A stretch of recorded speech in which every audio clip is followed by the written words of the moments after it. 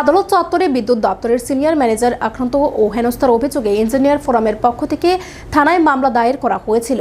সোমবার ওই ঘটনার সাথে জড়িত অভিযুক্তদের গ্রেফতারের দাবিতে পুলিশ সদর দপ্তর ডেপুটেশন প্রদান করা হয়েছে ইঞ্জিনিয়ার্স ফোরামের তরফ থেকে। পাশাপাশি ফায়ার সার্ভিস চৌমুহনী রাস্তা অবরোধ করে বিক্ষোভ দেখিয়েছেন সংগঠনের সদস্যরা। প্রসঙ্গত, গত 29 মে বিদ্যুতের দাবিতে আদালত চত্বরে রাস্তা অবরোধ করেন আইনজীবীরা। ওই অবরোধ ও বিক্ষোভের কর্মসূচিতে আইনজীবীদের হাতে বিদ্যুৎ দপ্তরের সিনিয়র ম্যানেজার অপু পাল আক্রান্ত ও হেনস্থার শিকার হয়েছেন বলে অভিযোগ তুলেছিলেন ইঞ্জিনিয়ার ফোরাম। তারপর ফোরামের তরফ থেকে বিদ্যুৎ নিগমে ডেপুটেশন প্রদান করা হয়েছিল। পরবর্তী সময়ে থানায় মামলা দায়ের করা হয়, কিন্তু এখনো পর্যন্ত অভিযুক্তদের গ্রেফতার না করায় প্রতিবাদে পুলিশ সদর দপ্তরের সামনে বিক্ষোভ দেখিয়েছেন ইঞ্জিনিয়ার্স ফোরাম। অভিযুক্তদের গ্রেফতারের দাবিতে ডেপুটেশন ও প্রদান করে সংগঠনের সদস্যরা।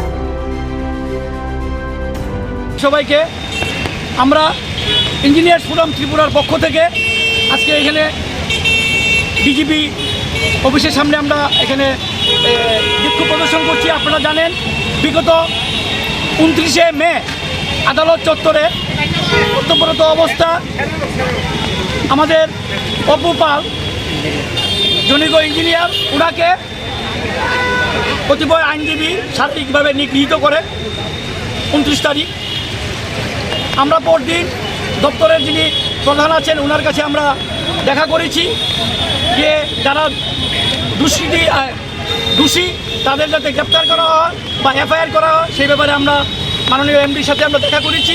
উনি কথা দিয়েছিলেন দ্রুততার সঙ্গে দেখবেন। সেই অনুযায়ী 31 তারিখ পশ্চিম থানা এফআইআর করা হয়েছে। আজকে 3 তারিখ এফআইআর করা সত্ত্বেও যারা প্রকৃত দোষী তাদেরকে গ্রেপ্তার করা হয় নাই।